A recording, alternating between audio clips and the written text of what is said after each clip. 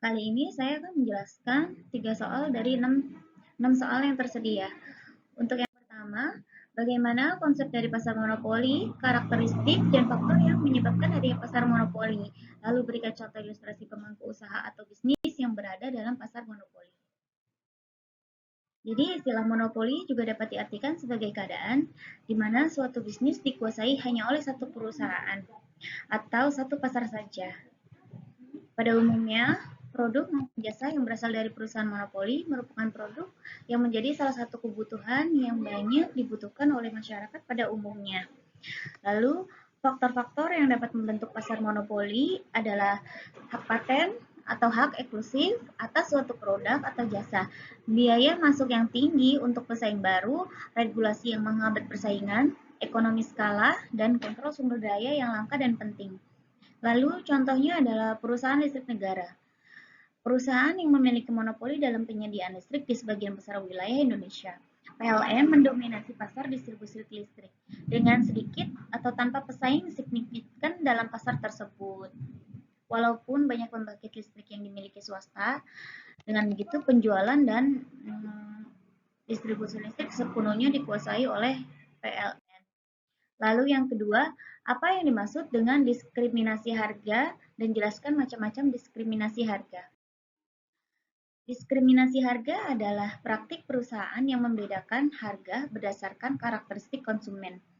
Diskriminasi harga terdapat 3 tahapan. Yang pertama itu diskriminasi harga tingkat pertama, satu produsen menjual barang atau jasa dengan harga tertinggi yang bersedia dibayar oleh setiap konsumennya. Lalu yang kedua, diskriminasi harga tingkat kedua, harga barang atau jasa bervariasi tergantung pada kuantitas barang yang dibeli.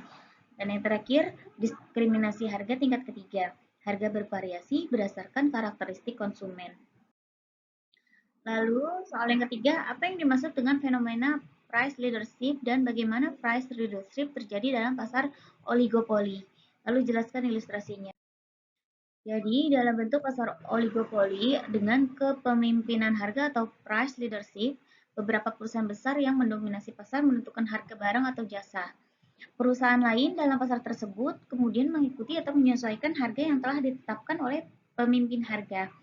Bentuk pasar ini sering terjadi ketika ada beberapa perusahaan besar yang memiliki pangsa pasar yang signifikan dan produk yang dihasilkan bersifat homogen atau serupa.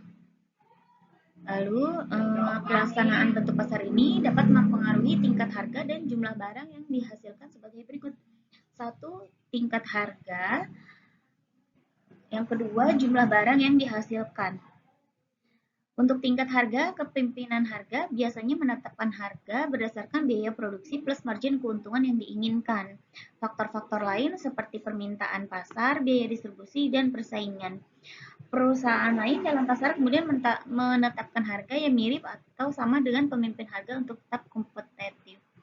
Lalu dalam jumlah barang yang dihasilkan, dalam situasi kepemimpinan harga, perusahaan-perusahaan besar cenderung mengurangi produksi secara bertahap untuk menghindari penurunan harga yang dapat disebabkan oleh peningkatannya pasokan. Mereka mungkin juga berusaha mengendalikan produksi untuk menjaga stabilitas harga yang telah ditetapkan oleh pemimpin harga.